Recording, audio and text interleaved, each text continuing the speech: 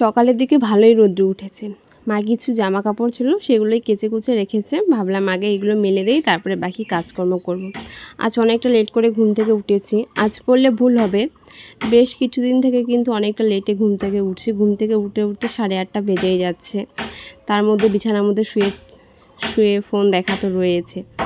তো যাই হোক, সকালবেলা ঘুম থেকে উঠে মা কিছু নাইটি ধুয়ে রেখেছে, সেগুলোই মেলে দিচ্ছি। গুড মর্নিং তোমাদের সবাইকে। কেমন আছো তোমরা? আশা করছি সবাই অনেক ভালো আছো, আমি অনেক ভালো আছি। তো বিছানাটা গুছিয়ে নিচ্ছি। তো আমাকে একজন কমেন্ট করেছে যে মশারিটা ছেঁড়া, মশারি যাই হোক, তো ছেঁড়া। তো আমি কিন্তু এর আগেবার বলেছি, আর আমি অনেকবার করে বলেছি, হয়তো তুমি জানো না যে আমাদের বাড়িতে বিড়াল আছে। ছোট বড় অনেক বিড়াল আছে, 3 থেকে 4টার মতো বিড়াল আছে। তো ছোট বিড়ালটা তো সবসময় আমাদের সঙ্গে ঘুমায়, মানে একটা মানুষ যেভাবে ঘুমায়, সকালবেলা উঠে রাতে ঘুমায় সেরকম করে ঘুমায়। আর তার মধ্যে বিড়ালরা তো রাতে অনেকবার উঠে টয়লেট করে, পটি করে, তো রয়েছে বিড়ালের।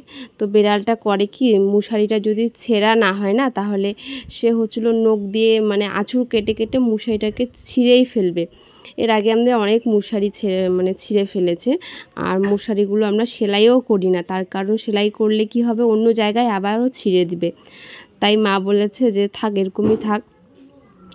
এতে করে হয় কি, ওদের বের হতে যখন ইচ্ছে ওরা বের হতে পারে। আর সবসময় তো মা মানে ঘুমের মধ্যে তো সবসময় মার ঘুমটা ভাঙে না যে কখন বিড়ালটা বের হচ্ছে বা কখন বিড়ালটা ঢুকবে।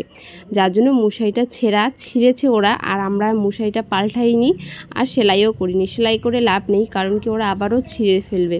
আর নতুন মশারি আছে, যখন কেউ আসে ওই ঘরে শোয় তখন নতুন মশারি লাগানো হয়, মানে ভালো মশারি। আমাদের জন্য ছেঁড়াটাই ঠিক আছে, যেহেতু আমরা বিড়ালকে নিয়ে ঘুমাতে ভালোবাসি, ওদের প্রতি একটা আলাদা ভালোবাসা আছে। তো এইটুকু তো মানে মানিয়ে গুছিয়ে নিতেই হবে। তো আমরা ছেঁড়া মশারিতেই ঘুমাই, এতে আমাদের কোনো রকম কোনো অসুবিধা হয় না।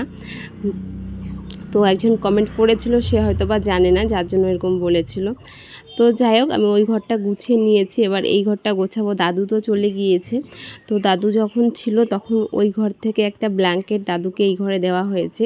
যেহেতু খুব ঠান্ডা ছিল না, তাই আমরা যে একটা ব্ল্যাঙ্কেট নিতাম, তো সেখান থেকে একটা দাদুকে দিয়েছিলাম। যদি খুব ঠান্ডা থাকতো তাহলে আবার ব্ল্যাঙ্কেট, লেপ এসব বের করতে হতো।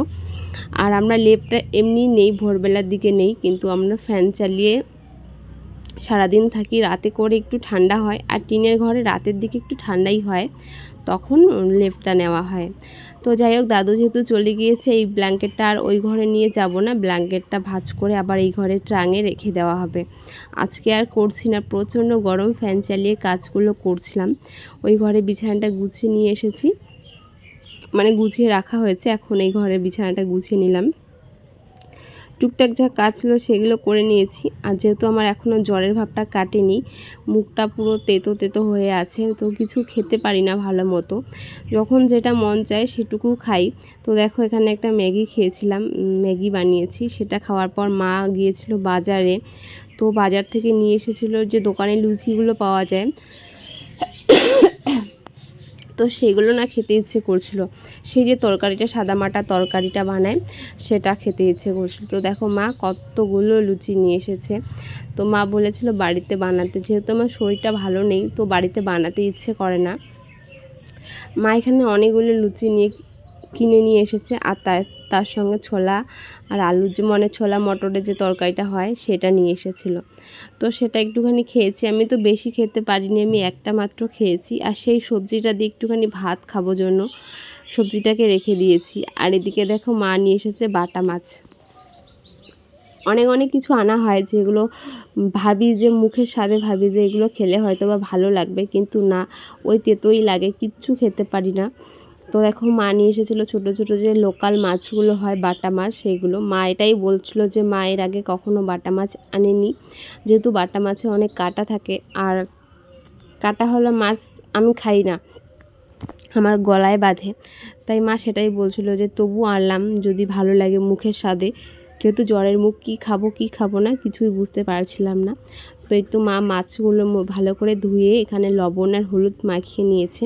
আমি মাছটাকে ভেজে নেব। যেহেতু একটু একটু করে কাজ করতে হবে, তার সঙ্গে সঙ্গে ভিডিও করতে হবে, তো ভাবলাম বসে থেকে লাভ নেই, একটু একটু করে শরীরটাকেও নাড়াই, আর এতে করে ভালো লাগবে। যত শুয়ে থাকছি তত আলসি হয়ে যাচ্ছি, আর ভিডিও ভালো মতো দিতে পারছি না। তো দেখো আমি মাছগুলোকে ভালো করে ভেজে নিয়েছি, আর মা কিন্তু সুন্দর করে রান্নাও করে নিয়েছে। এদিকে সকালে রান্না হয়েছে ঝিঙে আলু পোস্ত, আর তার সঙ্গে মাছের ঝোল, পাতলা করে ঝোল রান্না করেছে। তো সেটা দিয়ে দুপুরে খাওয়া দাওয়া করেছি। আমি দুটো মাছ নিয়েছি, মা বলেছে যতগুলো ইচ্ছে ততগুলো খেতে, তবে আমি তো আর সবগুলো খেতে পারবো না, তাই আমি দুটোর মতো মাছ নিয়েছি। ঠিকই কিন্তু খেতে পারিনি, ভালো লাগছিল না। তারপরে ওই যে দুপুরবেলা মানে সকালের দিকে যে নাইটিগুলো ধুয়ে দিয়েছিলাম সেগুলো শুকিয়েছে, সেগুলোই ঘরে নিয়ে গিয়ে ভাঁজ করে রাখছি, টুকটাক কাজগুলো করে নিচ্ছি। তো চলো আজকের ভিডিওটা এখানে শেষ করছি। সবাইকে টাটা।